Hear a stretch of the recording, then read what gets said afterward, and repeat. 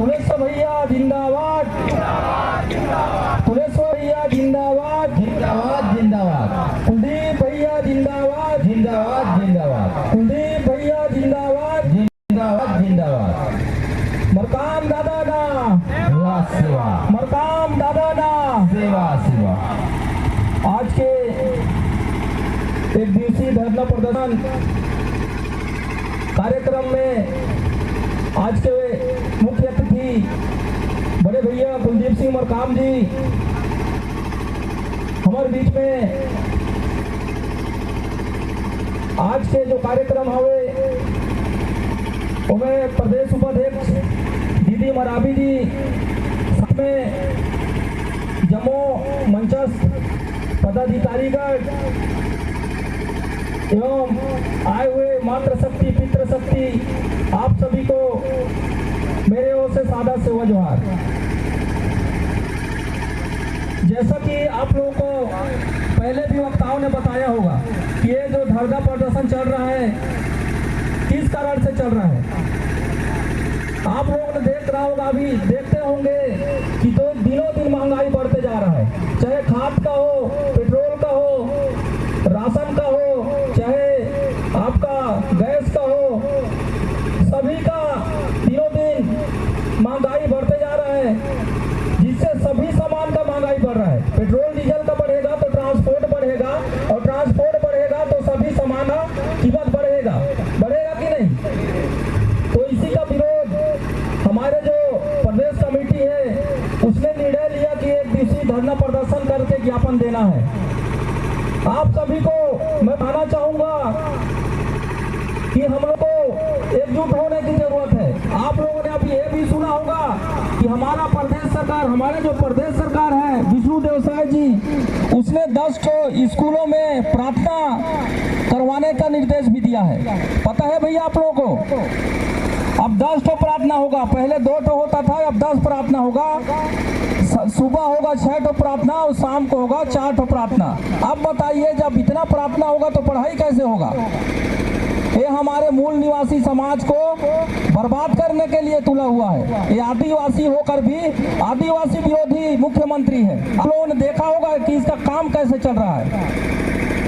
शासकीय स्कूल में कौन पढ़ता है? जो मूल निवासी समाज के बच्चे हैं, जो गरीब तबके के हैं, वही लोग पढ़ रहे हैं। बाकी तो बड़े जो पैसा वाला पार्टी हो प्राइवेट स्कूल पढ़ा रहे हैं, उनका 1 प्रार्थना हो रहा है। हम लोगों के जो बच्चे हैं उनका 10 प्रार्थना हो रहा है। मैं इस बात को साला परोस उत्सव में बीओ को भी बोला था, हम लोगों के सामान्य सभा में भी इस बात को मैं रखा था कि ये प्रार्थना में आप लोग ज्यादा ध्यान ना दे करके शिक्षकों को भी मैं हिदायत दिया हूँ।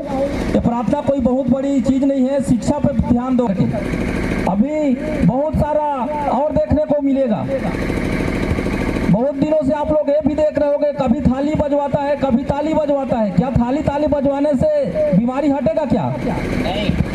बेवकूफ बनाने का बस मशीन है। सबको जागरूक होना पड़ेगा, और जो अभी आए हैं वो तो सुन ही रहे हैं, लेकिन जो नहीं आए हैं उनको भी आप लोगों को बताना है कि हमारा जो भाजपा सरकार है विफलता है, पूरा विफल है। इसलिए तरह तरह की बयानबाजी और जनताओं पे बोझ डाल रहा है। अभी आप लोगों ने इस जो आप लोगों का जीपीएम का जिला है, इसमें आप लोगों ने देखा होगा क्या काम हो रहा है। कुछ काम हो रहा है क्या? कुछ काम नहीं हो रहा होगा। यदि अधिकारी से सवाल करोगे तो बोलेगा कि महतारी वंदन तो मिल रहा है 1000, तो क्या 1000 महतारी वंदन में जिंदगी चल जाएगा क्या?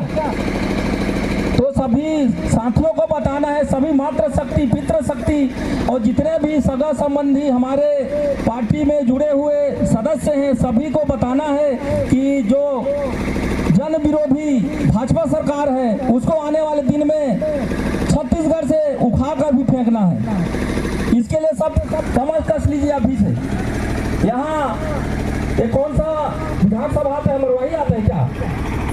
इस मरवाही में भी हमको विधायक बनाना। जैसे आप लोग सुनते होंगे कि पालीताना खार का विधायक जी हैं हमारे सामान्य तुलेश्वर सिंह भैया। आप लोग ये भी सुनते होंगे कि वहाँ बहुत सारा काम चल रहा है व्हाट्सएप के जरिए, चाहे आप लोग जो भी सोशल मीडिया देखते होंगे उसमें देखते होंगे कि बहुत सारा वहाँ काम चल रहा है। जैसे मैं कुछ उदाहरण के तौर पर बताना चाहूँगा, वहाँ 20-25 साल से कांग्रेस का विधायक रहा है, लेकिन जैसे हमारे गोरना से विधायक बने हैं वहाँ एक तरफा 114 आंगनबाड़ी स्वीकृत थोड़ी मात्र के लिए हुआ था। साथ में वहाँ MS और PS माध्यमिक शाला और प्राथमिक शाला विद्यालय एक 75 हुआ था। 55 तो आपका PDS भवन और 50 तो ग्राम पंचायत भवन भी स्वीकृत हुआ था। ये आपको थोक काम की बात बता रहा हूँ। बाकी तो आप लोग ये भी सुने होंगे कि वहाँ 25 जनपद है पौड़ी उपड़ा में, तो हर जनपद में एक टैंकर भी विधायक जी द्वारा दिया गया, कहीं भी नहीं है।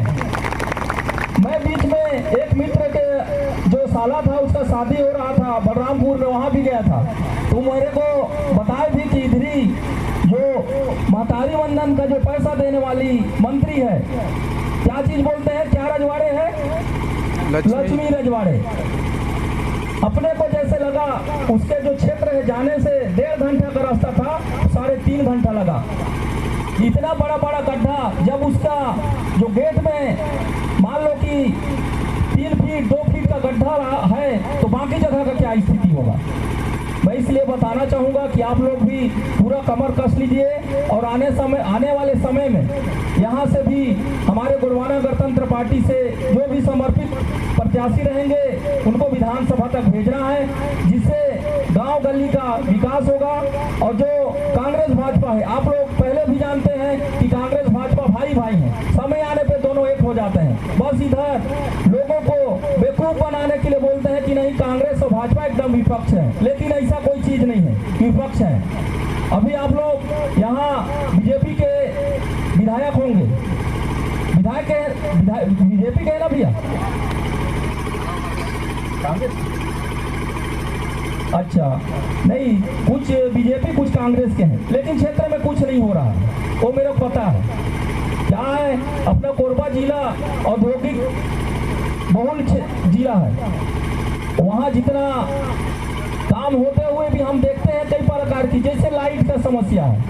कोरबा जिला में जो लाइट उत्पन्न होता है वो विदेशों तक जाता है, लेकिन महंगाई वहाँ भी इतना मार कर रही है कि वहाँ जैसे MP में यदि 10 रुपये है तो कोरबा में भी 12 रुपया होगी। इतना महामारी है, भगदड़ मचा हुआ है।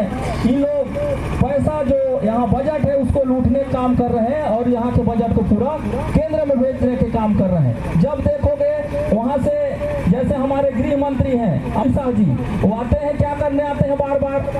यदि आप लोग इधर देखे होंगे तो जितना भी मूल निवासी समाज होते हैं, यदि कोई विरोध करता है तो उसको क्या घोषित कर देते हैं, नक्सलवादी। करते हैं कि नहीं? और उन लोग पहले अपने गिरिबान में झांके कि उनके लोग क्या है। हम लोग बहुत बहुल